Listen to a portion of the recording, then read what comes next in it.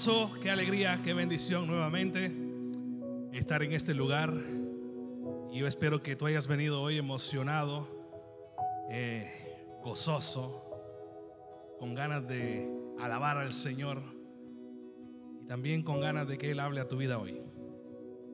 Así que vamos a entregar este tiempo a Él en oración y vamos a pedirle que su Santo Espíritu descienda con poder en este lugar y que pueda ministrar nuestra vida, nuestro corazón el día de hoy. Vamos a orar. Padre, bendecimos tu nombre y te damos gracias, mi Dios, porque hoy podemos nuevamente reunirnos, podemos estar en este lugar para alabarte, Señor, para bendecir tu nombre, para también, Señor, venir a darte gracias por todo lo grande y maravilloso que tú eres, por las cosas que haces, Señor, en nuestra vida, por las cosas que permites y las que no permites, porque hoy estamos, Señor, vivos, hoy respiramos y es por tu amor, por tu misericordia y por tu bondad. Recibe este tiempo, Señor, que es para la honra y gloria de tu nombre, porque solamente tú lo mereces. Habla a nuestro corazón hoy a través, Señor, de este tiempo de alabanza, y cuando estemos alabándote, escuchando la palabra, Señor, habla a cada uno de nosotros, Señor, conforme a nuestra necesidad. Te necesitamos cada día de nuestra vida, Señor. Gracias por tu amor y por tu misericordia. En el nombre de Jesús oramos, Señor, y te damos gracias. Amén. Queremos compartir con ustedes algo antes de empezar este tiempo de alabanza. Y es algo que el mismo Señor Jesús nos dice a cada uno de nosotros. Esto no es solamente para los que estamos acá arriba, sino que es para cada uno de los que estamos aquí, en este lugar, bajo este techo el día de hoy. Dice el Señor en Juan 15, del verso 1 al 6. Y quiero que prestes mucha atención porque no lo vamos a proyectar en la pantalla. Escucha lo que el Señor te dice en esta mañana. Yo soy la vid verdadera y mi Padre es el labrador. Él corta de mí toda rama que no produzca fruto y poda las ramas que sí dan fruto, para que den aún más. Ustedes ya han sido podados y purificados por el mensaje que les di. Permanezcan en mí y yo permaneceré en ustedes.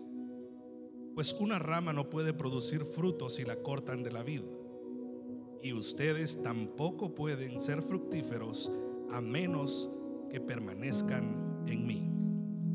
Ciertamente yo soy la vid, ustedes son las ramas. Los que permanecen en mí y yo en ellos producirán mucho fruto, porque separados de mí no pueden hacer nada. El que no permanece en mí es desechado como rama inútil y se seca. Todas esas ramas se juntan en un montón para ser quemadas en el fuego. Escuchemos el mensaje tan claro y directo que el Señor nos da en esta mañana. El que no permanece en mí será cortado como una rama seca, serán un montón y se quemarán en el fuego. Esto es serio. Esto no es un juego. Y el domingo pasado estuvimos escuchando una prédica acerca de vivir en el Espíritu, de alimentar el Espíritu y no la carne. Y a eso se refiere el Señor Jesús cuando nos dice: apartados de mí nada podéis hacer. Así que sea nuestro clamor en esta mañana, Señor, que yo siempre esté pegado a ti, para así dar fruto. No fruto para mi vanagloria, sino para la gloria y honra del Padre, y para no ser cortado y echado al fuego. Vamos a ponernos de pie y alabamos con gozo al Señor, porque Él lo dio todo en aquella cruz. Lo dio todo para que tú y yo podamos crecer en Él y llevar mucho fruto. Gracias, Señor, porque tú llevaste mi culpa, mi pecado, y tú pagaste, Señor, lo que yo merecía pagar.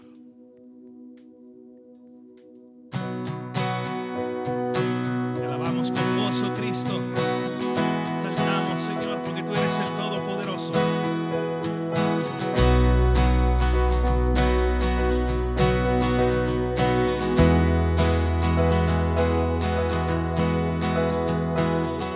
Rompe el poder de pecado.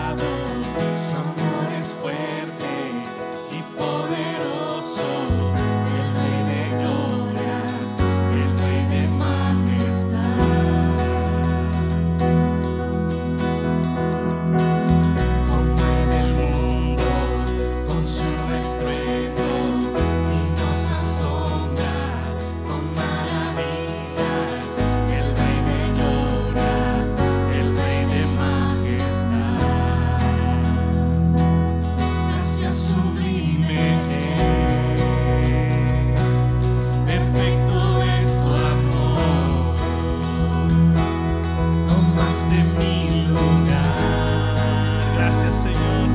Cargaste tú mi cruz. Tu vida diste ahí. Por eso, y ahora libre soy. Oh, Jesús, te adoro por lo que hiciste en mí. ¿Cuánto le adoran en esta mañana? Gracias, Señor, porque tú eres el que puso orden en mi vida.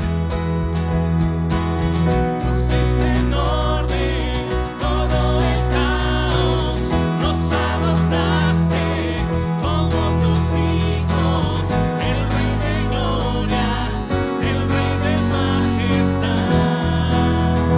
Tú eres el que gobierna con su justicia y resplandece con su belleza, el Rey de gloria, el Rey de majestad. Cántale con gozo. Gracias sublime perfecto es tu amor, tomaste mi lugar, cargaste tú mi cruz, tu vida diste ahí, y ahora libre soy. Oh, Jesús, te adoro por lo que hiciste en mí. Gracias, Señor. Yo no sé lo que ha hecho el Señor en tu vida, pero en mi vida ha hecho maravillas. Y por eso yo le alabo y le exalto en esta mañana, porque Él es grande, es misericordioso, Él es todopoderoso, Él es digno. Digno es el Cordero de Dios, digno es el Rey que a la muerte venció. Digno es el Cordero de Dios, digno es el Rey que a la muerte venció. Digno es el Cordero de Dios, digno es el Rey que a la muerte venció. Digno es el Cordero de Dios. Sí, Señor, solo tú eres digno de recibir toda alabanza, toda exaltación. Sublime perfecto es tu amor, tomaste mi lugar, cargaste tú mi cruz, tu vida diste ahí. Por eso, y ahora libre soy. Oh, Jesús, te adoro por lo que hiciste en mí. Gracias, Dios, por lo que has hecho en nuestra vida. Gracias porque nos has rescatado, Señor, nos has liberado, nos has puesto, Señor, a caminar en lugares celestiales. Y hoy podemos decir que vivimos sobre la roca firme que es Cristo el Señor. Gracias por tu bondad, por tu amor, que son infinitos, Señor. Te amamos, Dios.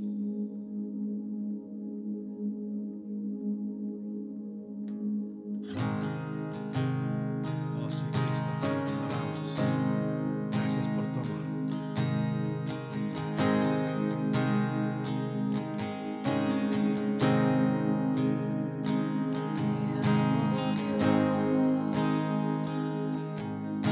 Tu amor nunca me falla.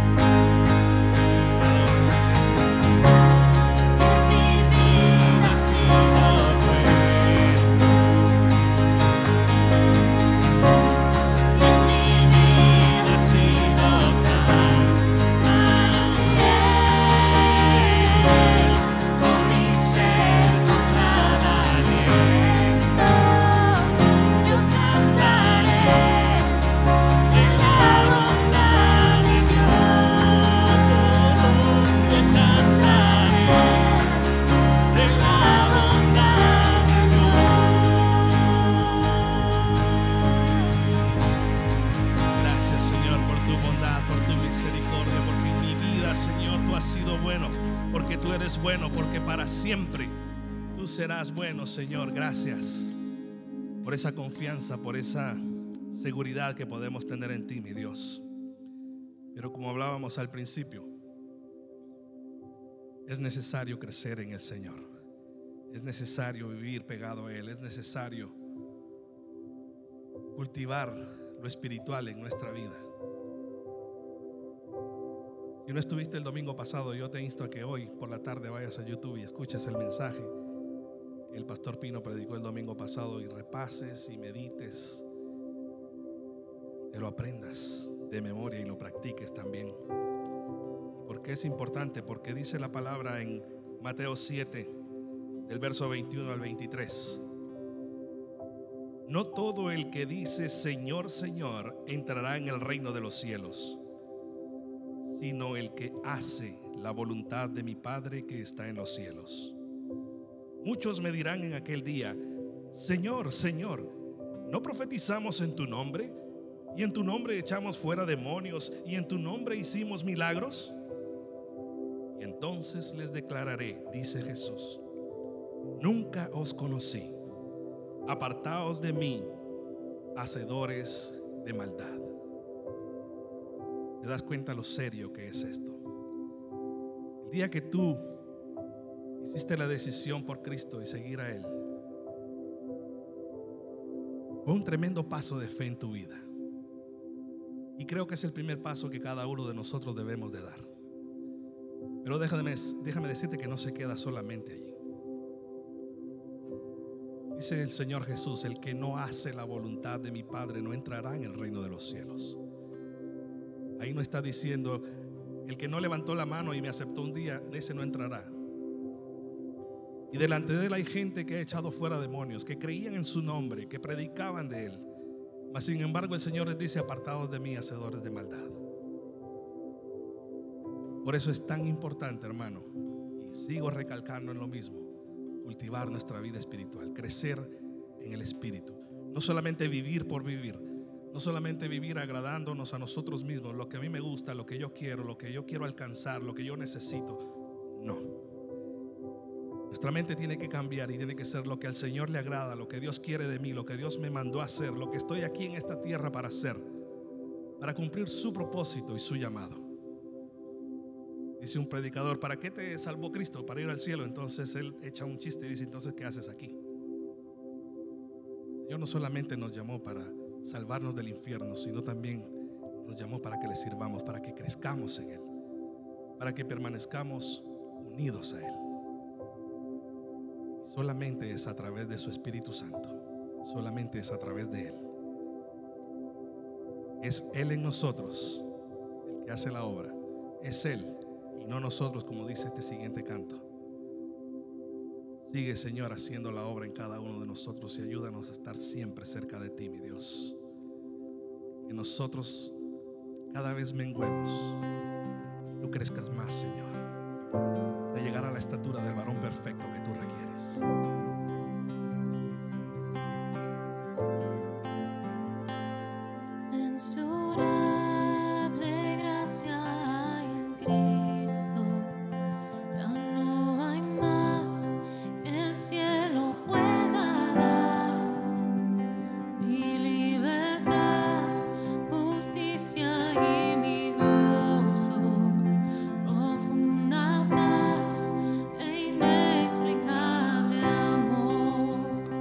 Puedo confiar, Él es mi esperanza.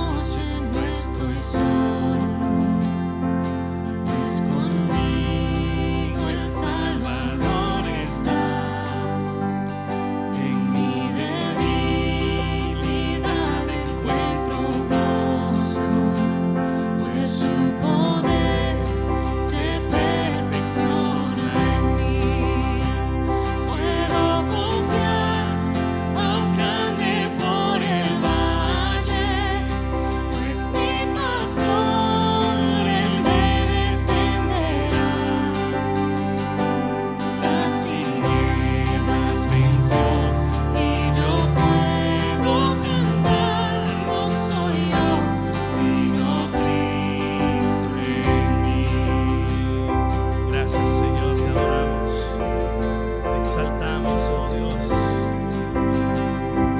Gracias porque nos rescataste.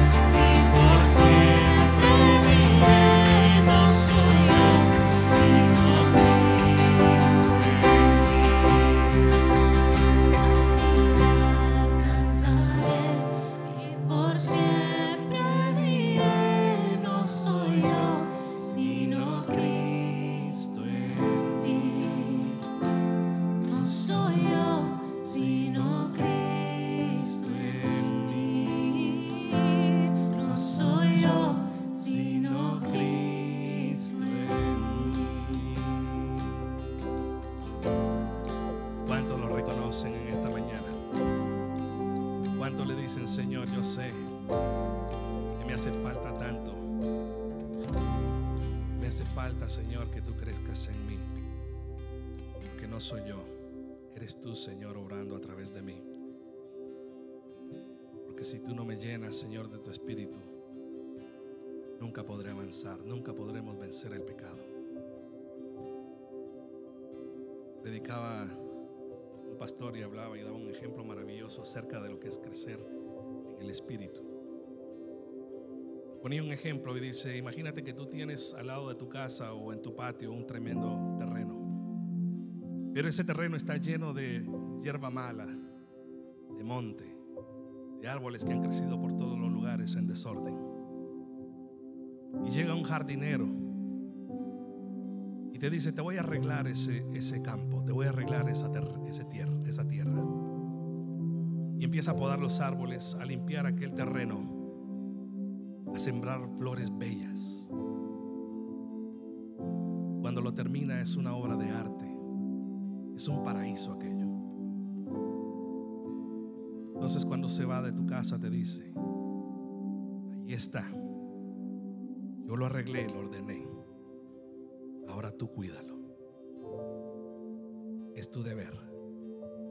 Cada vez que salga una hierba mala, cada vez que aparezca algo que va a eliminar aquella belleza, es tu trabajo cortarlo, es tu tarea mantenerlo, es tu tarea podarlo, alimentarlo, regarlo. Lo mismo sucede con nuestra vida espiritual. Cristo vino a nuestra vida y nos limpió de pecado, nos libró del mal, nos sacó del mismo infierno. pero nosotros queremos seguir metidos en ese montarral.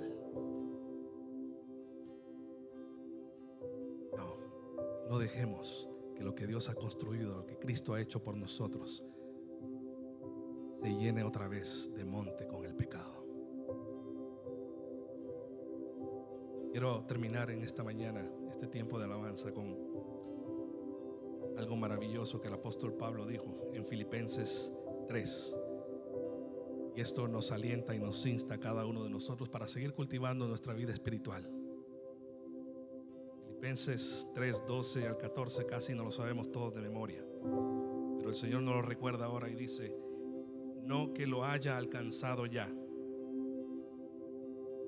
ni que ya sea perfecto, sino que prosigo para ver si logro asir a aquello para lo cual también fui asido por Cristo Jesús. Hermanos, yo mismo no pretendo haberlo ya alcanzado, pero una cosa hago, olvidando ciertamente lo que queda atrás y extendiéndome a lo que está delante, prosigo a la meta, al premio del supremo llamamiento en Dios y en Cristo Jesús. Padre, gracias por tu palabra, gracias por este tiempo. Gracias, Señor, por tu Santo Espíritu que redarguye nuestra vida y nos habla. Hoy queremos, Señor, rendirnos delante de tu presencia y te hago un llamado en esta mañana, hermano. Solamente tú y el Señor. Decide cuidar ese jardín. Decide cultivar lo bueno. Decide decirle no al pecado. Solamente tú ahí donde estás con el Señor. Padre, toma cada decisión en esta mañana. Hoy nos presentamos delante de ti tal y cual como somos. Sabemos que no podemos, Señor, hacer nada para alcanzar la salvación si no es a través de ti. Sabemos, Señor, que tampoco podemos vencer al pecado si no eres tú quien vive en nosotros, Señor. Por eso hoy nos rendimos, Señor, nos humillamos delante de tu presencia y te rogamos, Señor, que tú nos llenes de ti, que nos des la fuerza, Señor, para poder seguir adelante, para no ser cristianos que vienen el domingo aquí, Señor, y después se van y hacemos lo que querramos, Señor, durante la semana. Que tú estés presente, Señor, en nuestra mente, que pensemos en hacer lo bueno, en hacer tu voluntad, en serte obedientes, porque dice tu palabra que en eso nos conocerán. Ayúdanos a llevar frutos, Señor. Te lo rogamos, Padre, y te damos gracias en el nombre de Jesús, y te pedimos que tu palabra ahora, Señor, caiga en nuestro corazón como una tierra fértil y que podamos, Señor, ponerla en práctica. Bendice, Señor, a tu siervo que hoy trae tu palabra y sigue hablando a nuestro corazón, porque te lo rogamos en el nombre poderoso y precioso de tu Hijo Jesús, nuestro Salvador, el único nombre que es sobre todo nombre, y en su nombre oramos. Y tu pueblo dice amén y amén. Dale un fuerte aplauso al que vive y reina, al que viene por su iglesia pronto. A ti, Jesús, te adoramos y te exaltamos. Gracias, hermanos. Pueden sentarse y ahora le pedimos a nuestros niños que por favor pasen a su escuela bíblica dominical, que allá les van a atender y les van a enseñar de acuerdo a sus edades. Buenos días, hermanos. Qué bueno es poder compartir como cada domingo con ustedes la palabra del Señor,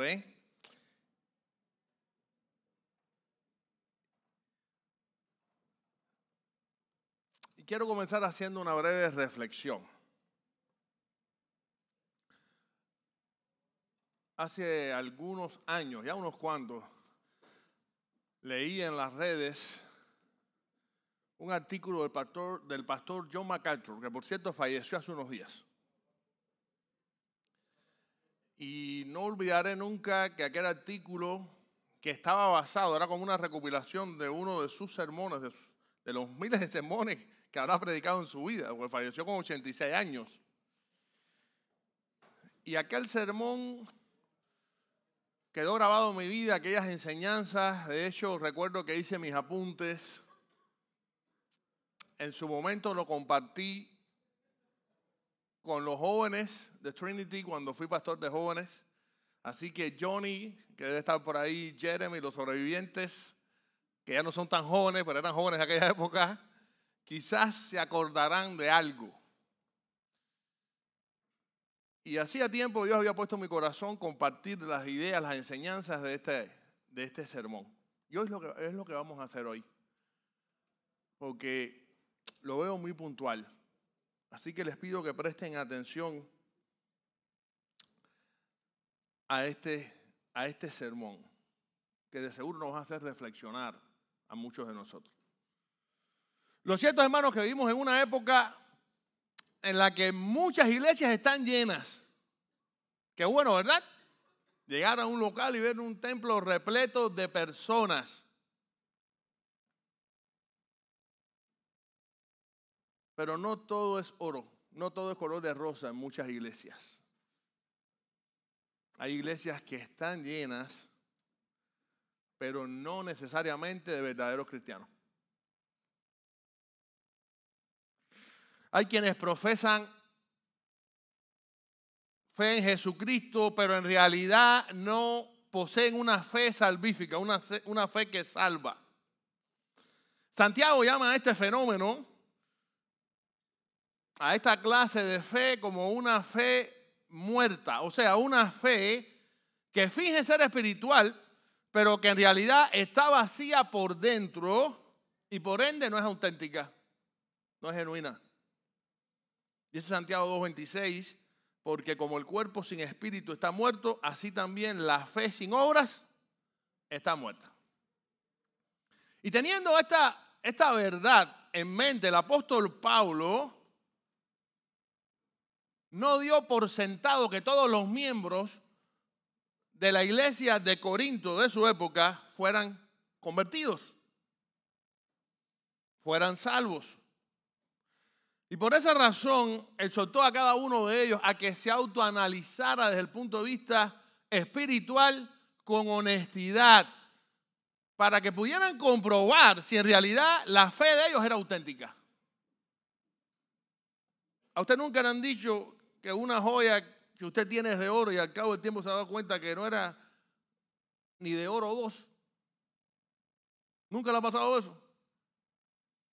Yo un día vi a un amigo mío que lo estafaron y lo contento que llegó con su tremendo anillón. El anillón, casi, por poco le sale una hernia en la parte izquierda, le pesaba tanto que se iba para el lado. Ese anillo parecía un anillo de serie mundial de béisbol. Y este es lo más contento. Estaba por la calle y vino uno rápido en bicicleta. Oye, te vendo esto.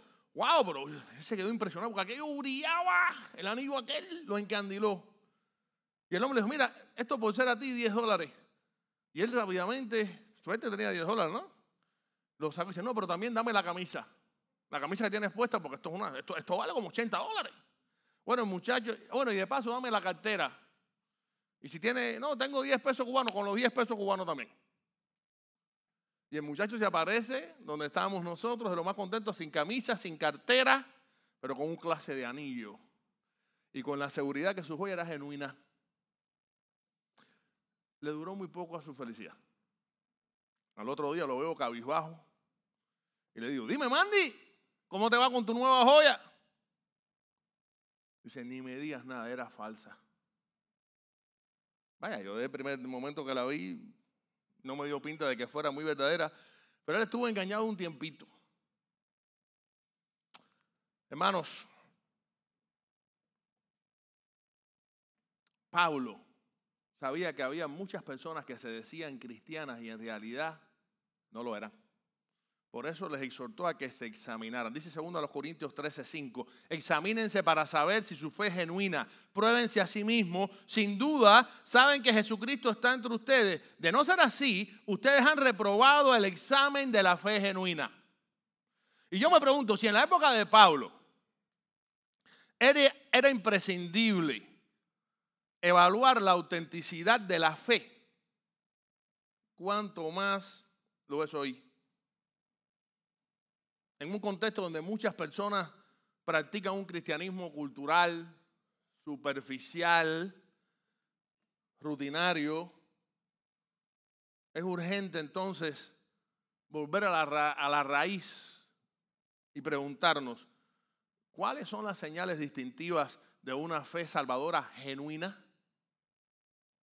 ¿Cómo podemos diferenciar esta fe de una fe falsa o vacía?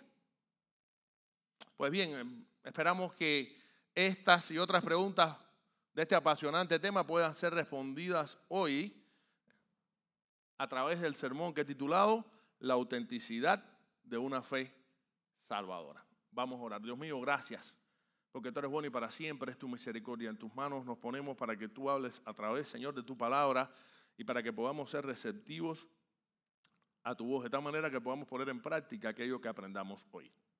En el nombre de Jesús te lo pedimos todo y te damos gracias. Amén. Hermanos, existen diversas condiciones o pruebas que pueden demostrar convincentemente la autenticidad de nuestra fe en Jesucristo. Pero antes de examinar estas pruebas, es fundamental identificar algunas actitudes o características que no garantizan ni refutan a su vez la fe genuina. Es decir, características que tanto creyentes como no creyentes pueden tener o pueden manifestar. Y conocer y comprender estas falsas señales es clave para no dejarnos engañar por Satanás. Antes de ver las características de la veracidad de nuestra fe, vamos a ver ciertas condiciones, específicamente 6 condiciones, vamos a ver hoy, que no comprueban ni desaprueban una genuina fe salvadora. El hecho de usted poseer esta característica no es sinónimo de que usted sea salvo. Y vamos a ver cuáles son estas condiciones. La primera de ellas es una moralidad visible. Una moralidad visible. En el argot popular utilizamos este término: buena gente. Qué chévere fulano. Buena gente. A la hora que sea, ahí está. Siempre tiene una sonrisa. Sobre todo los cubanos utilizamos mucho este término. Qué buena gente fulanito. Hermano, me estoy refiriendo a personas que desde nuestra percepción humana son moralmente correctas, honestas, justas, fieles, tienen muy buenas relaciones con el resto de las personas, son agradecidas, amorosas, cariñosas, son compasivas y exhiben virtudes visibles y una conducta externa intachable. Son de esas personas que dicen, wow, ¿quién fuera como este? ¿Verdad que tremendo? En tiempos de Cristo, los fariseos basaban su estilo de vida precisamente en esta moralidad externa, que por cierto usaban como máscara para ocultar qué cosa, lo que había en sus corazones. Detrás de una moralidad externa había en realidad un corazón lleno de pecado. Y por eso Cristo los criticó tanto y los enfrentó muchas veces. Pues bien, en los tiempos de hoy hay muchas personas con buena conducta externa que en realidad no aman a Dios.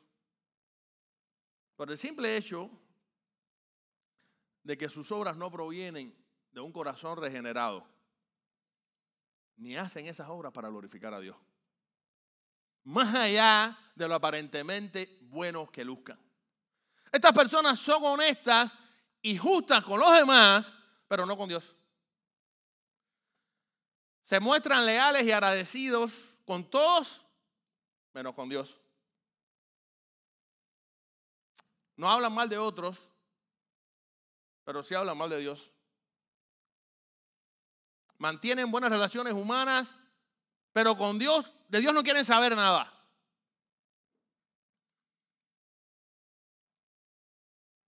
Más o menos sería así una versión del joven rico. ¿Recuerdan que habló con Cristo? Y cuando Cristo le dijo, óyeme, ¿has guardado los mandamientos? Y dice, sí, Señor, los he guardado desde mi juventud. Él pensaba que su vida aparentemente intachable, que su moralidad era todo lo que necesitaba para estar a cuentas con Dios. Hermano, esta gente se enfoca en proyectar su moralidad ante los demás, pero ¿saben qué? Esa moralidad visible no es necesariamente sinónimo de salvación. Jesús le enseñó a Nicodemo, un fariseo y maestro de la ley, en su momento, que la moralidad externa no es suficiente para entrar en el reino de Dios, sino que es necesario un cambio interno radical que solo el Espíritu Santo puede hacer en el ser humano. Nicodemo, necesitas nacer de nuevo. Nicodemo sabía lo que había que hacer. Era un practicante fiel de la ley judía. Es más, era maestro, era doctor en la ley, enseñaba al pueblo. Pero Cristo fue directo y concreto. De nada te vale vivir esa vida tan moral delante de la gente si en realidad no has nacido de nuevo. Dice Juan 3, versículos 5 y 6. Jesús le respondió: de cierto te digo que el que no nace de agua y del Espíritu no puede entrar en el reino de Dios. Lo que nace de la carne, carne es, y lo que nace del Espíritu, Espíritu es. Hermano, las personas pueden cambiar su conducta o reformar su vida, pero si no han sido regenerados por el Espíritu Santo, si no han nacido de nuevo, si no han aceptado a Cristo como su Salvador, esa reforma es totalmente superficial y por lo tanto no es muestra de una fe salvadora. Así que ojo con estas características. Número 2. Activismo religioso. Estos son términos un poco fuertes. Activismo religioso. Una de las señales más peligrosas precisamente de una fe falsa o no salvadora es la participación activa en lo religioso sin haber experimentado una verdadera conversión. Usted sabía que hay mucha gente que tiene una vida religiosa activa y no son salvas. Y están dentro de nuestras iglesias. Son personas que utilizan un lenguaje cristiano. Cuando usted habla, lucen personas virtuosas. ¡Wow, qué bien habla! Mira cómo trata un lenguaje bíblico cristiano. Esas personas que hablan de una manera que me inspiran confianza. Lucen tremendos cristianos cuando abren esa boca. Esas personas asisten quizás regularmente a la iglesia, sirven incluso en ministerios, algunos hasta predican. Y aún así, no son salvas. Jesús precisamente advierte sobre esta fe religiosa pero falsa.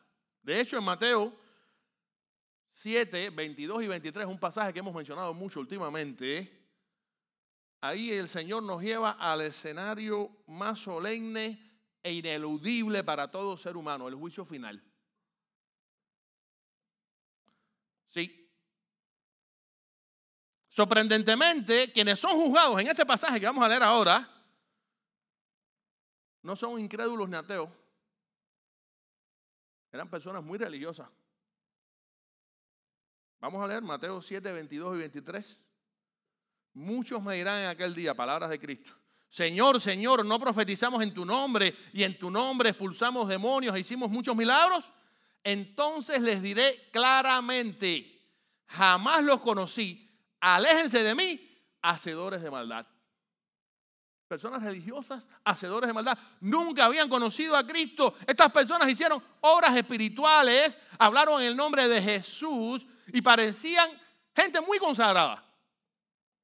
Cristianos quizás de años en la iglesia. Sin embargo, Cristo no reconoce a estas personas como suyas. Y no porque le faltara obras le sobraban.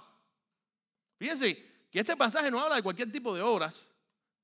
Señor, ¿no profetizamos en tu nombre? Y en tu nombre expulsamos demonios e hicimos muchos milagros.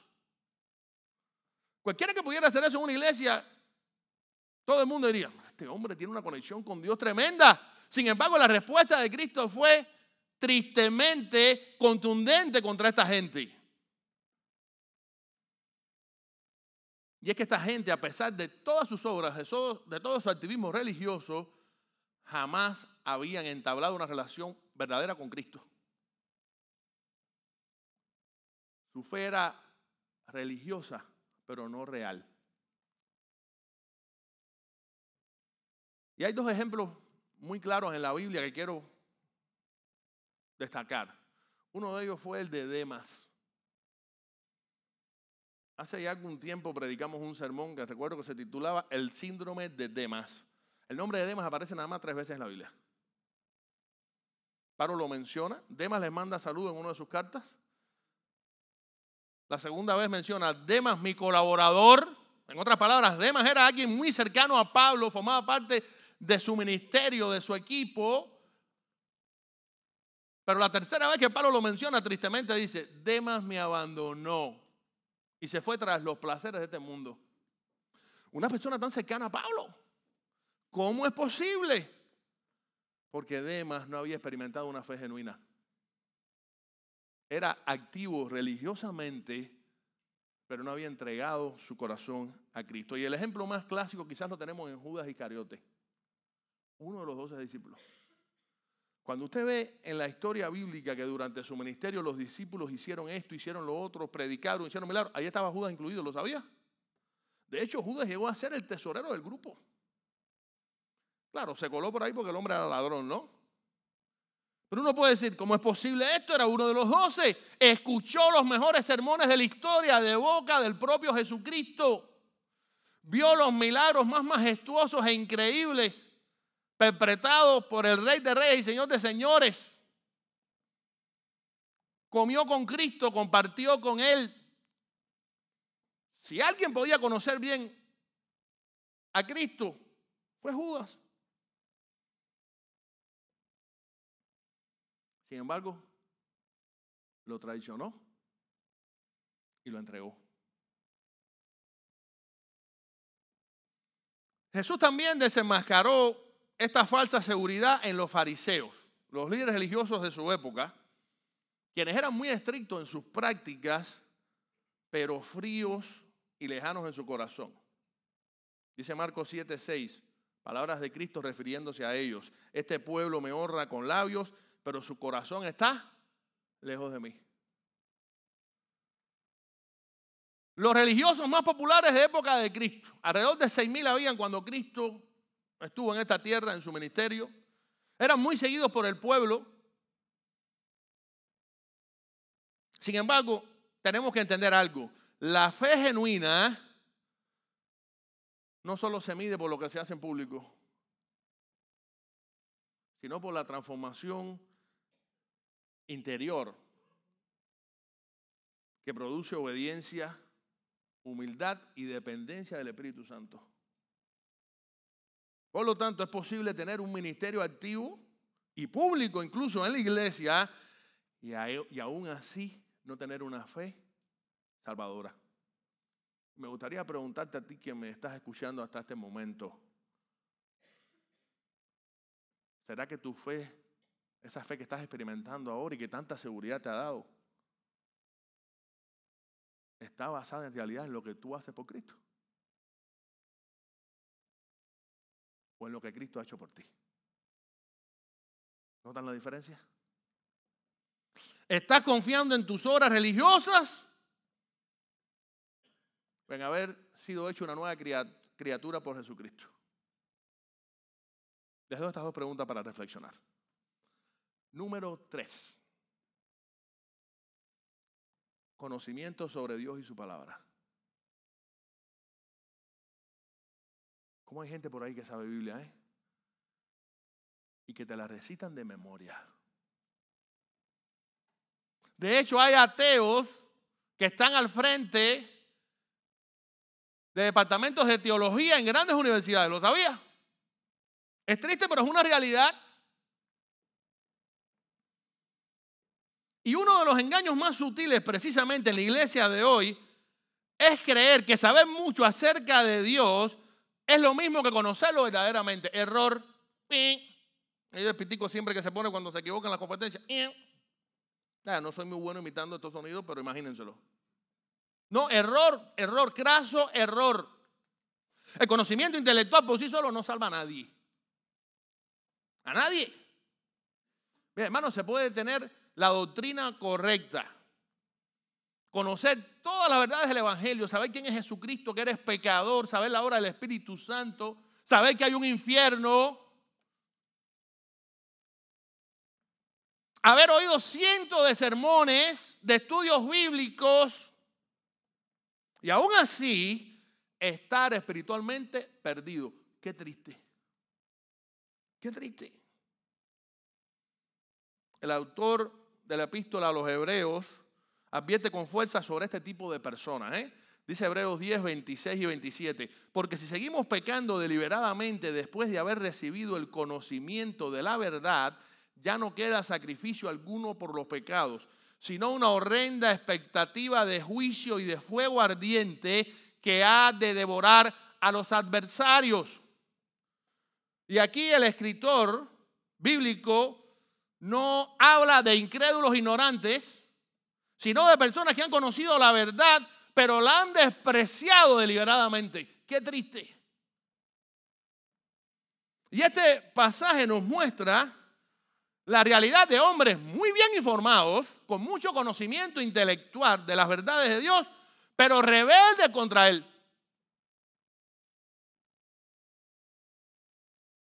A los cuales, por cierto, les espera una eternidad sin Cristo en el infierno. Dice Hebreos 10, 29. ¿Cuánto mayor castigo piensan que merecerá el que pisoteó al Hijo de Dios y tuvo por inmunda la sangre del pacto? Esta gente conoció perfectamente el alcance y la magnitud del sacrificio de Cristo en la cruz de Calvario. Esta gente supo que Cristo murió en su lugar. Esta gente lo sabían todo sobre Cristo, sobre su realidad eterna. Sin embargo, lo rechazaron. Hebreos 6 describe a personas que estuvieron cerca de la verdad, pero no la abrazaron con una fe genuina. Dice Hebreos 6, versículos 4 al 6. Los que una vez fueron iluminados y gustaron del don celestial y recayeron, es imposible renovarlos otra vez para arrepentimiento. Hermanos, esta gente vio la obra del Espíritu Santo en otros. Fueron impactados por muchísimas predicaciones. Comprendieron intelectualmente el mensaje, pero nunca se entregaron a Cristo. Y es clásico ver en las iglesias personas que llevan años y años y años y años calentando bancos. ¿Les recuerda aquí? Y esas personas creyendo falsamente que son cristianos, pero en realidad no lo eran, porque estaban basando su seguridad de salvación en el conocimiento que tienen sobre Dios. Ese fue el caso de muchos judíos en tiempos de Cristo, ¿saben? A los cuales Cristo le dijo lo siguiente. Leemos en Juan 5, 39 y 40. Ustedes estudian con diligencia las Escrituras porque piensan que en ellas haya la vida eterna. Y son ellas las que dan testimonio de mi favor, en mi favor. Sin embargo, ustedes no quieren venir a mí para tener esa vida. Qué paradójico, ¿verdad? La gente quiere vivir eternamente con Dios en el cielo, pero aquí en la tierra no quieren saber de Él. Paradójico, ¿cierto?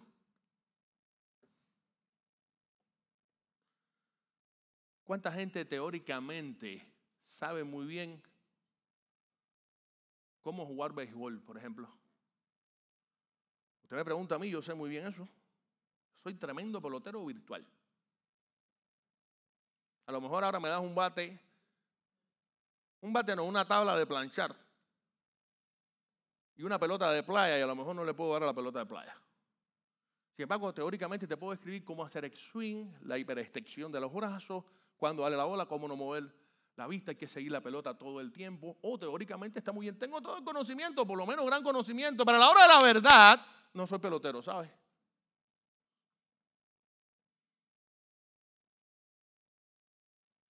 Pero desde el punto de vista espiritual las connotaciones son mucho más terribles.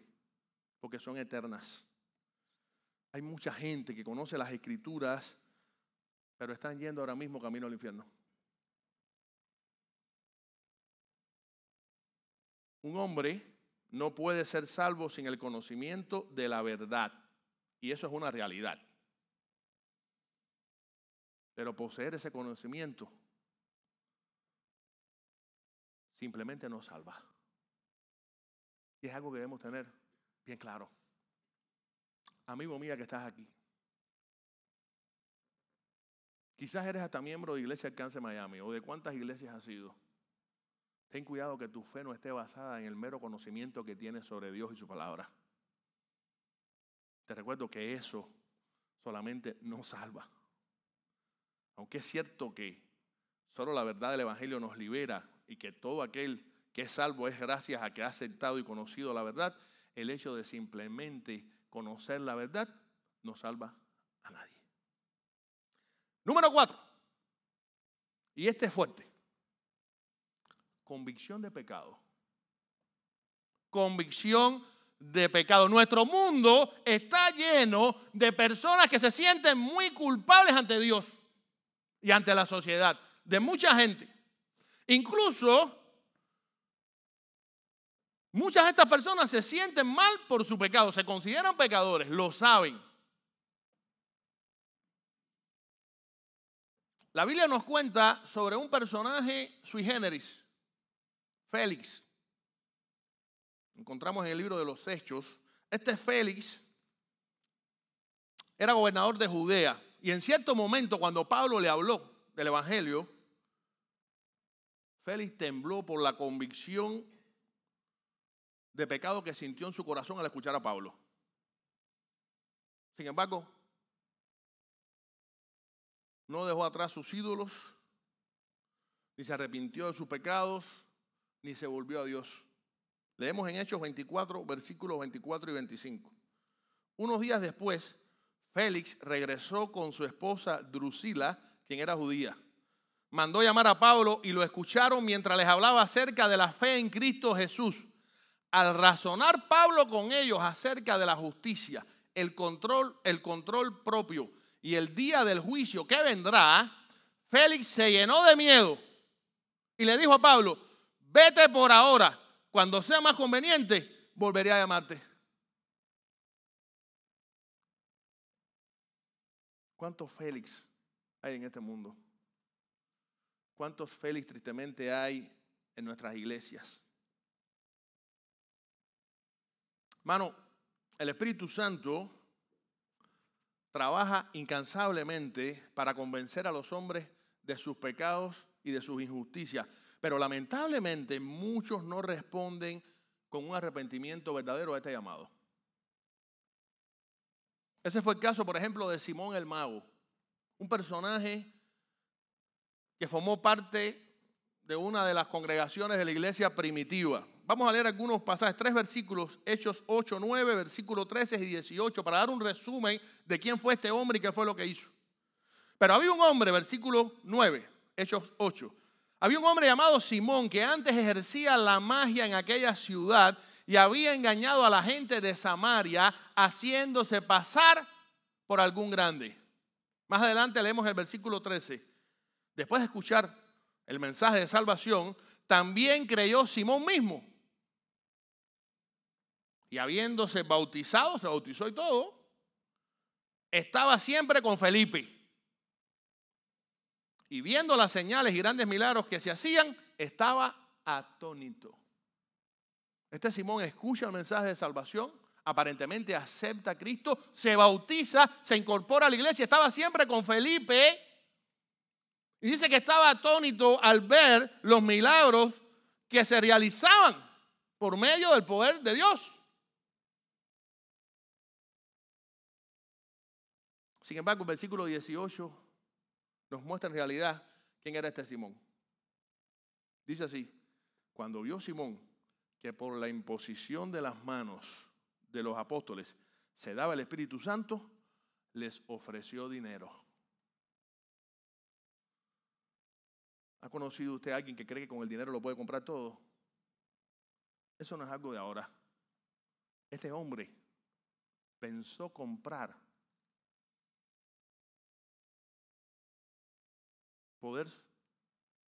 el poder del Espíritu Santo. ¿Se imagina esto? ¡Qué ignorancia tan grande! ¿Qué había en realidad en el corazón de este hombre?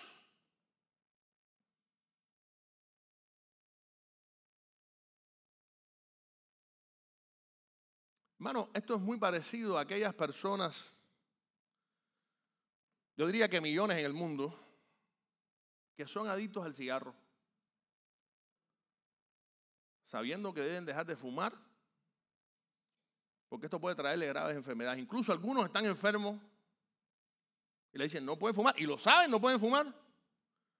Y sin embargo, ¿qué hacen? Siguen fumando. ¿Conoce a alguien así? De la misma manera hay personas que saben que son pecadores, saben que deben cambiar, saben que les espera un infierno, saben que solo Cristo los puede salvar, están convencidos de los pecadores que son. Yo conocí a una persona, y lo he dicho 1000 veces, que tiene esta convicción de pecado. Estuvo visitando la iglesia alrededor de 2 años. La iglesia en la que yo me congregaba y algunos de los hermanos aquí. Esa persona aparentemente dejó su vida atrás, su vieja vida, y comenzó a mostrar signos de que había cambiado. Pero 2 años después regresó a su vieja vida. Tiempo después recuerdo que mi mamá habló con él. Lo confrontó con amor. Y él le dijo, Silvita, si se llama mi mamá, yo sé que soy pecador y voy para el infierno. Lo sé. Pero no sé cómo salirme de esto. Qué triste, ¿verdad? Qué triste. ¿Cuántas personas convencidas de pecado en este mundo no han entregado su vida a Cristo en realidad y van rumbo al infierno? De esta manera podemos asegurar que ningún grado de convicción de pecado es evidencia conclusiva de una fe salvadora. Usted, para ser salvo, indudablemente tiene que estar convencido de pecado, pero no todo el que está convencido de pecado es salvo. Ojo con esto. Número 5, percepción personal. Muchas personas afirman, ¿sabes qué? Yo soy cristiano porque estoy seguro de serlo. Estoy seguro que soy cristiano. Yo lo siento aquí. Ahora te ponen cara de poema y todo, ¿eh? Casi lucen convincentes con lo que te dicen.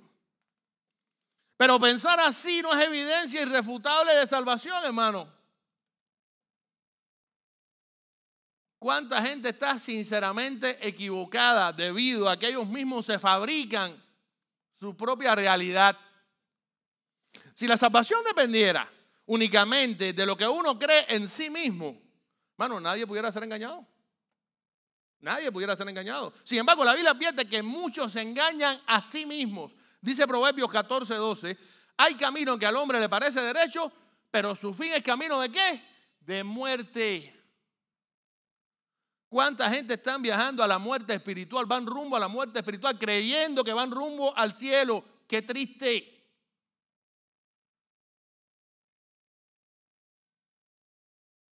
¿Usted nunca ha estado caminando o manejando para un lugar sin darse cuenta que está yendo para otro?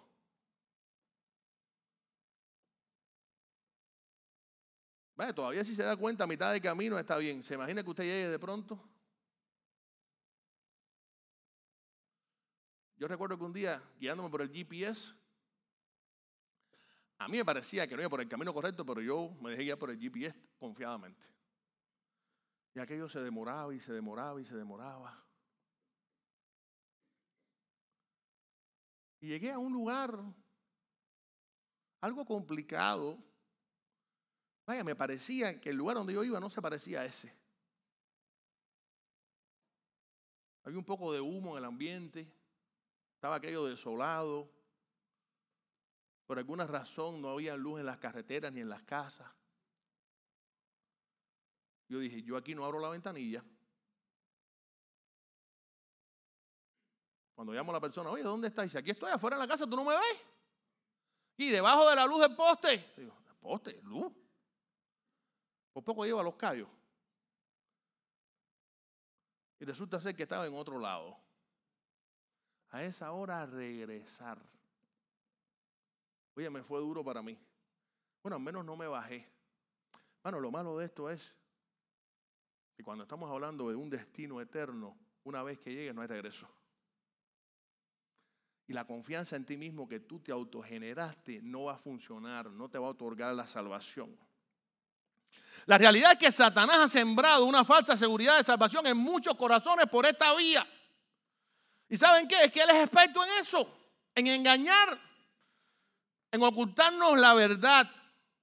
Por eso le ha hecho creer a mucha gente que está en el camino correcto cuando en realidad nunca lo han estado. Van rumbo a la perdición. Dice 2 Corintios 11, 14. Y no es maravilla porque el mismo Satanás se disfraza como ángel de luz. Hermano, nunca esperen nada bueno de Satanás aunque lo luzca.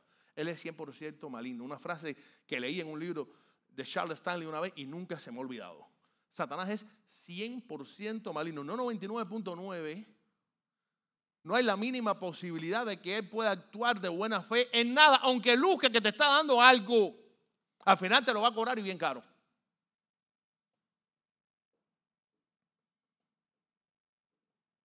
En consecuencia, cada semana millones de falsos cristianos asisten a las iglesias, oran, alaban, dan ofrendas y hasta enseñan en la clase de escuela dominical y toman el púlpito a predicar en muchas ocasiones, pero sin haber sido regenerados por el Espíritu Santo nunca. Lo cierto es que el verdadero creyente no descansa en sus percepciones ni en su razonamiento personal, sino en el testimonio interno del Espíritu Santo. Esa es la marca de todo aquel que ha sido sellado por el Espíritu Santo para salvación eterna. Dice Efesios 1:13, también ustedes, luego de haber oído la palabra de verdad, fueron sellados con el Espíritu Santo de la promesa. Y hermano, esto no se trata de que yo me siento salvo. Yo sé que soy salvo. Tengo el presentimiento, es alguna percepción que tengo. No, sino de una convicción profunda producida por el Espíritu Santo en el corazón regenerado. El Espíritu Santo mora en el corazón de cada creyente. Dice Romanos 8:16, el Espíritu mismo da testimonio a nuestro espíritu de que somos hijos de Dios. Cuando tenemos el Espíritu Santo en nuestros corazones, sentimos la seguridad de la fe verdadera, no por nuestra percepción. Y esto debemos tenerlo en cuenta. Y por último, la última falsa señal que en la que muchas personas descansan pensando que son salvos sin serlo. Y va a estar entre comillas cuando lo lean ahí en la pantalla. Un tiempo de decisión. Muchas personas aseguran,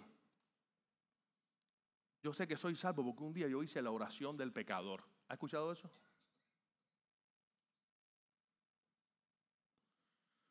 Yo soy salvo porque yo recuerdo que hace 28 años yo fui a la cuarta iglesia bautista de Jatibonico y el pastor hizo un llamado y yo levanté la mano.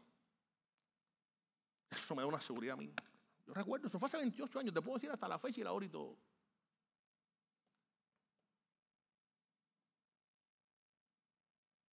Hermano, cuidado con creer esto.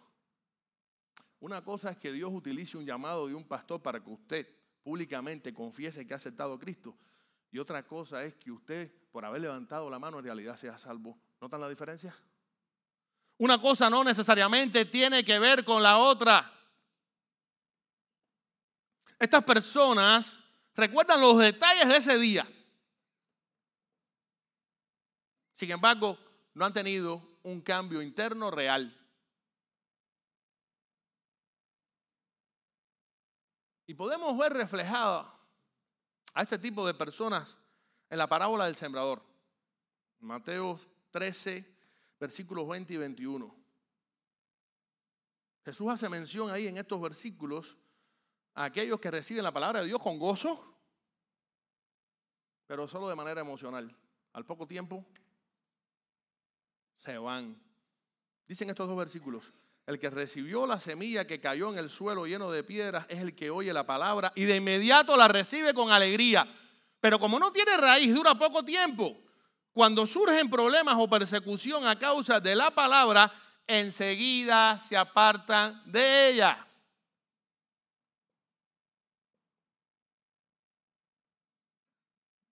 Lo cierto es que a través de la historia, miles de hombres y mujeres han pasado al frente levantando su mano tras el llamamiento de un pastor. Han firmado tarjetas según la estrategia que la iglesia tenga para contactarlos. Han repetido oraciones, incluso en alta voz delante de la gente con las manos alzadas. Han sido bautizados, añadidos a la membresía de una iglesia, pero nunca como resultado de una genuina conversión. Qué doloroso, qué triste. Y muchas de estas decisiones que ellos tomaron, públicas, fueron motivadas por la emoción del momento.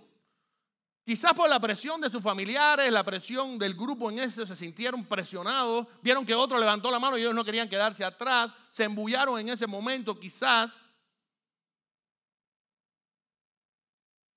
A lo mejor por el deseo de quedar bien con aquel que lo invitó.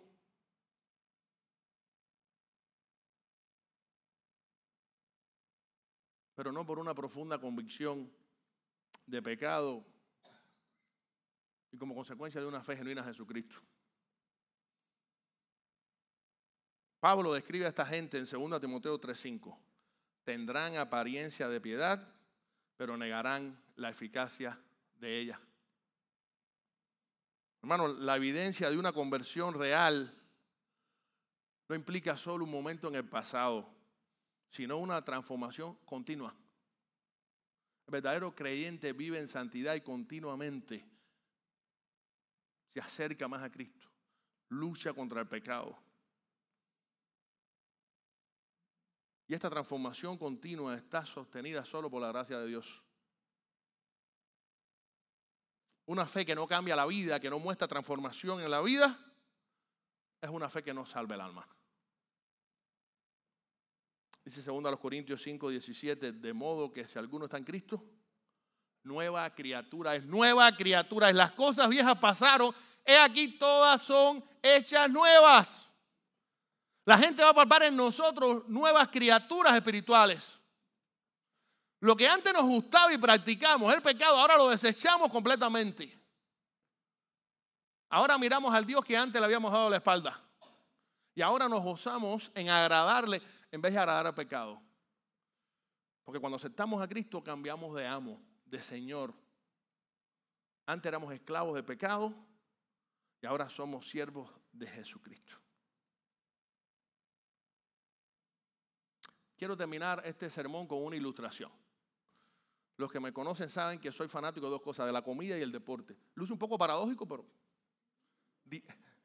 Dago siempre me dice eso. Dago me dice, pastor, siempre sus ilustraciones son de deporte o de comida. ¿Por qué será, Dago me entiende, Bien, quiero presentar una foto. Disculpen. Miren esa persona. Aquí hay varios futbolistas buenos. Lugo está por ahí. Diván, mi cuñado, están por ahí. Michelle, el pastor Pino.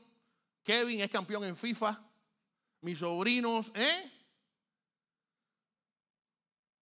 y quizás otro futbolista que hay ahí en el ambiente. Miren, este señor es una foto un poco vieja ya, pero voy a ponerlos en contexto. Se llama, porque está vivo todavía, Ali Dia. Y es senegalés, oriundo de Senegal. Y él protagonizó una anécdota sumamente curiosa, extraña y a su vez desconcertante en la famosa Liga Premier de Fútbol de Inglaterra. El evento ocurrió el 23 de noviembre de 1996. Este hombre llegó y debuta como profesional en un juego del equipo, perdonen ahora lo que voy a decir, Southampton. Sé que fallé, pero pido perdón. Un equipo de la Premier League. Y usted dirá, bueno, ¿qué tiene de relevante esto? Cualquiera debuta en primera división de Inglaterra. Sí, pero el problema es que él debutó gracias a una mentira. Resulta ser que él se confabuló con un amigo de la universidad y ese amigo hizo una llamada falsa. Llamaron a la dirección del equipo, lograron contactar al director técnico del equipo en ese momento, que era alguien muy prestigioso. Y el amigo de él se hizo pasar por el que en ese momento era el mejor jugador del mundo, George Weah. Los futbolistas saben de quién estoy hablando. Un liberiano, considerado el mejor jugador de África de todos los tiempos. El año anterior, en el año 95, había sido seleccionado por la FIFA el mejor jugador del mundo. El primo parece que era buen imitador de voz, se hizo pasar por este gran jugador, llamó al director y le dijo, oye, tengo un primo mío que es lo mejor de lo mejor, lo que le falta nada más es una oportunidad. También actuó este hombre que logró convencer al entrenador y lo más complicado de todo es que fue algo increíble porque la cobertura en ese momento se dio para que todo funcionara. El equipo tenía tantos lesionados que necesitaban jugadores de reserva que no había en ese momento y de una manera inusual el director accedió confiando en que estaba hablando con George Weah, el gran jugador, y le hacen un contrato relámpago por un mes a este hombre. Para remachar la tapa al pomo, un juego que había planificado de práctica, donde este hombre hubiera jugado y se hubieran dado cuenta que no era jugador o nada, se suspendió. Y se da entonces el juego a pocos días después, un partido contra el Leeds United, el Leeds United, equipo conocido también. Y sucede que al minuto 32 del partido se lesiona el mejor jugador del equipo. En el banco había muy pocas opciones. El director técnico mira, ve al primo de George Weah y le dice, dale que entras. Y el hombre entró con un ímpetu, con una estampa. Mire eso, qué bonito el traje le quedaba. Hay documentales sobre esto. Dicen que aquel fue el episodio más absurdo, desastroso y desconcertante en la historia de la Premier League. Tal fue así que al poco tiempo lo sacaron de juego. El que había entrado por otro, lo sacaron. De hecho, el director técnico dio una declaración que quedó para la historia. Parecía a Bambi, ¿se acuerda de Bambi, el ciervito? Caminando sobre el hielo. Los ingleses siempre y los escoceses son muy, a la hora de su humor, un poco complicados, ¿no? Bueno, este hombre hizo el ridículo. Este hombre engañó a todo el mundo en el equipo, incluyendo al director técnico, que era un hombre sumamente conocedor de fútbol. Aprovechó una oportunidad única. Engañó a medio mundo. Jugadores, periodistas, camarógrafos, todo el mundo que lo vio al principio pensó que era, wow, va a debutar hoy. Mira, debutó el primo de George Weah.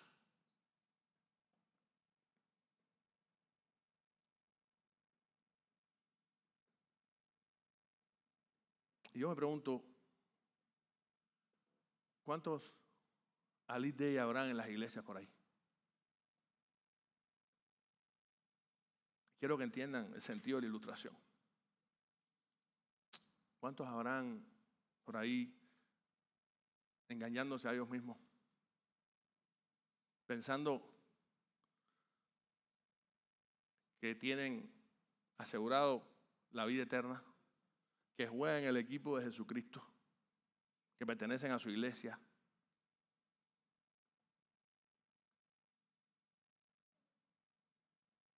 Pero ¿saben qué? A los seres humanos se les puede engañar, pero a Dios nunca. Usted puede engañar, empezando a mí, me puede engañar muy fácilmente. Usted puede engañar a los miembros de la iglesia, a sus amigos, a sus familiares, pero a Dios nunca. No importa si tus intenciones sean las mejores al venir a la iglesia. No importa si es auténtico tu entusiasmo a la hora de servir.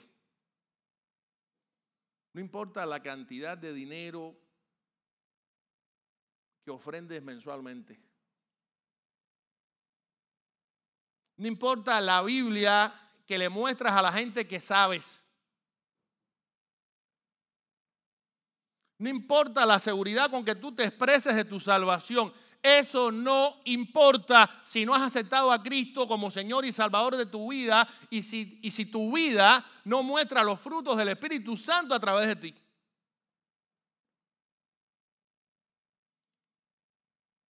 Yo sé que muchos de los aquí presentes saben esto.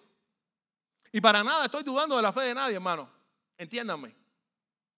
Estoy poniendo en perspectiva algo en lo que todos deberíamos pensar. ¿Aprobaría yo este test espiritual de mi fe genuina en Jesucristo?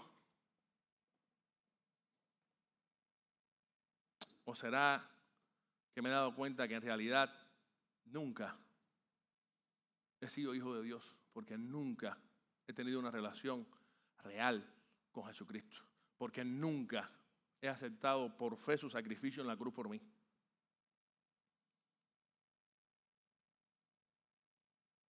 El 1 de junio pasado se bautizaron 10 hermanos en nuestra iglesia. Tremenda alegría. El grupo más grande y más joven de todos los que se ha bautizado. Tremenda alegría. Ahí estaba mi hijo menor.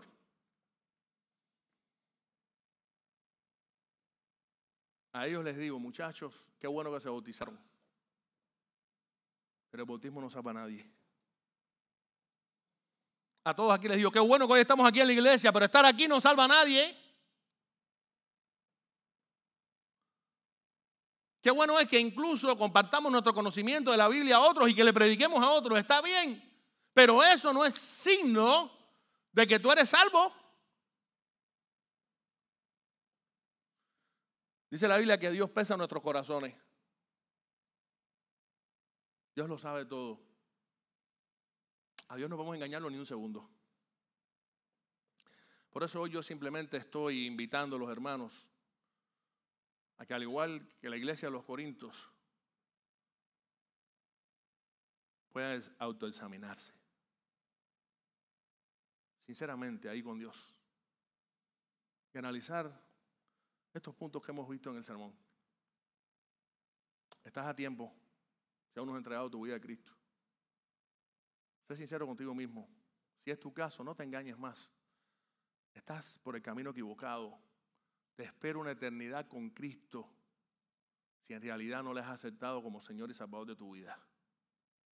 Hoy Dios está hablando a mucha gente aquí. De la misma manera que me habló un día a mí con estas enseñanzas.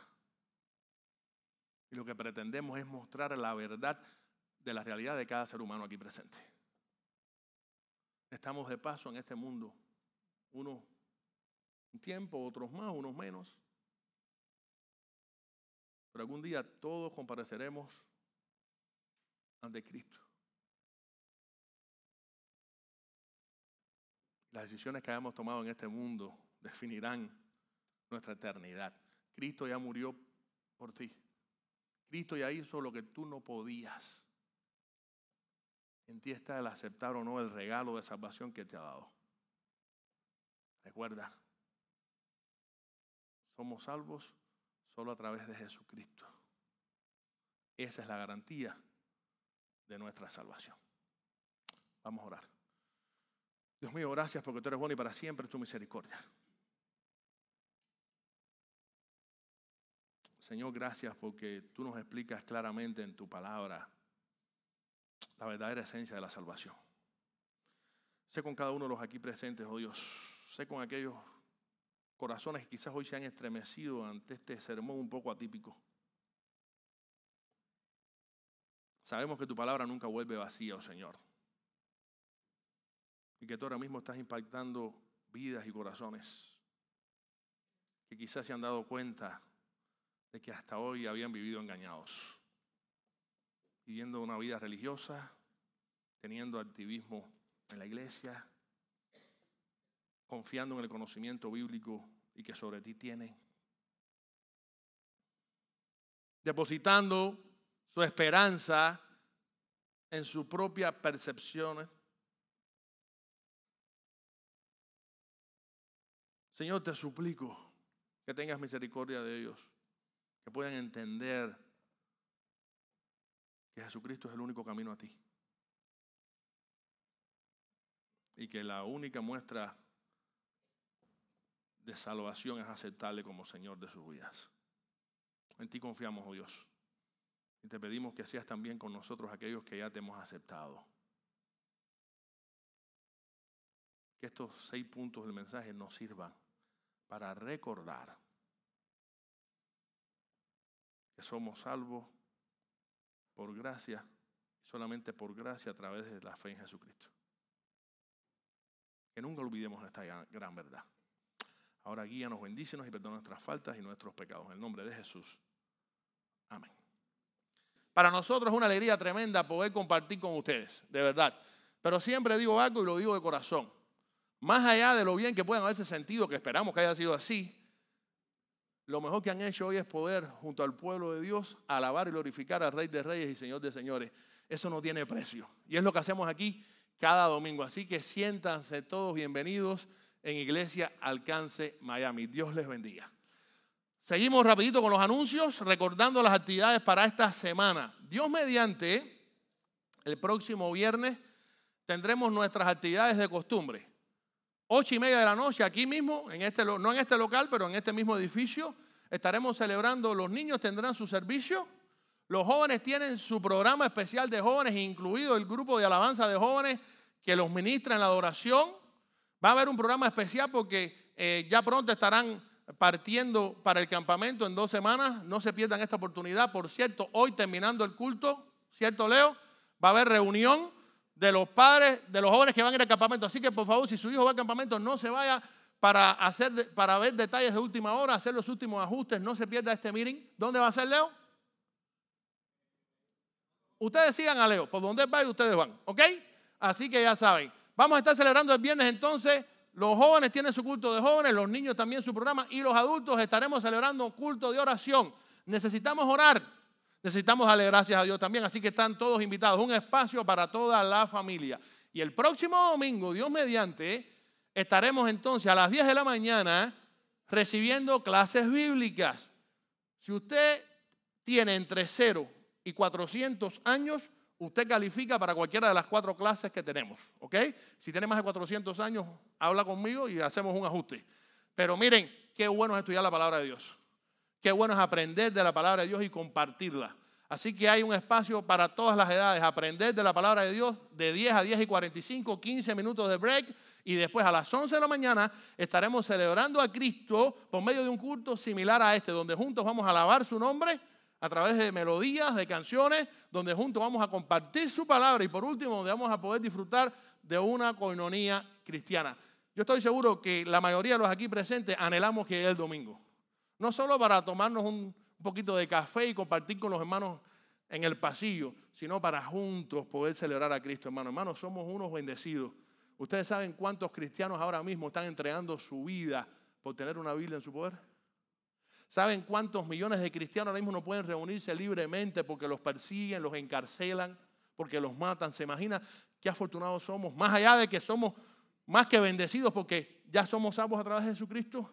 Así que yo los invito a que cada vez que usted asista a la iglesia, más allá de los problemas que pueda tener, venga con alegría, con gratitud y con gozo, dispuesto a darle gloria al Rey de Reyes y Señor de Señores.